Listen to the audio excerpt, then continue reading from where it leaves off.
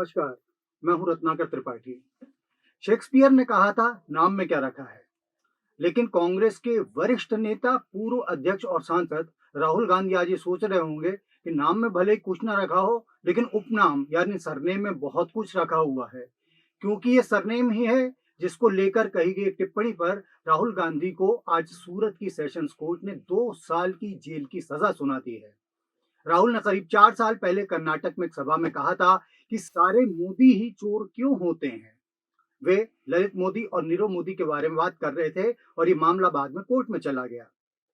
हालांकि राहुल ने आज अदालत में कहा कि उनका उद्देश्य किसी को नुकसान पहुंचाना नहीं था और उनके इस कथन से किसी को हानि भी नहीं हुई है। वे भ्रष्टाचार की बात कर रहे थे, लेकिन कोर्ट ने उनकी इस दलील को स्वीकार नहीं किया।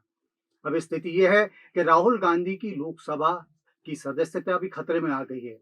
ये विचित्र बात है कि हाल ही में राहुल गांधी ने कहा था कि वे दुर्भाग्य से सांसद हैं, और देखिए उनका कहा किस तरीके से उनके समीप आता चला जा रहा है।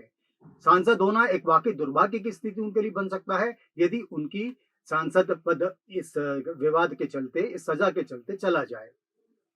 राहुल गांधी के खिलाफ एक और मामला चल रहा है। उन्होंने आरएसएस को महात्मा गांधी का हत्यारा बताया था। याद दिला दें कि कांग्रेस भले इस बात को लगातार कहे कि राहुल गांधी सावरकर नहीं है, वो माफी नहीं मांगेंगे, लेकिन यह याद दिला दिया जाए कि चौकीदार चोर है वाले मामले में जब सजा की नौबत आई थी तो राहुल गांधी ने कोर्ट में माफी मांग कर ही अपने आप को बचाया था।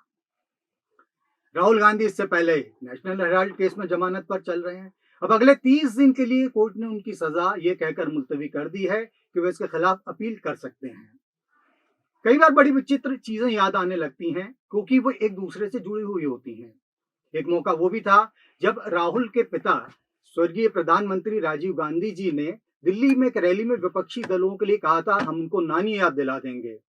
तब उस समय की एक प्रसिद्ध पत्रिका ने इस बात को छापा था कि राजीव गांधी ने दरअसल ये स्पीच शोले और दीवार जैसी फिल्मों की पटकथा और संवाद लिखने वाले सलीम जावेद से लिखवाई थी। अब राहुल की बारी है और राहुल लगातार इस तरीके के कथन करते चले आ रहे हैं जिनसे कई बार मजाक वाली स्थिति उत्पन्न हो जाती है, हास्य वाली स्थिति उत्पन्न हो जाती है, और अक्सर ये भी होता है कि उनके कथन की गंभीरता का तेजी से क्षरण होता चला जाता है। लोग मानने लगते हैं कि वो जो कहते हैं उसके अंदर गंभीरता का बहुत अभाव है, उसके अंदर वजन नहीं है।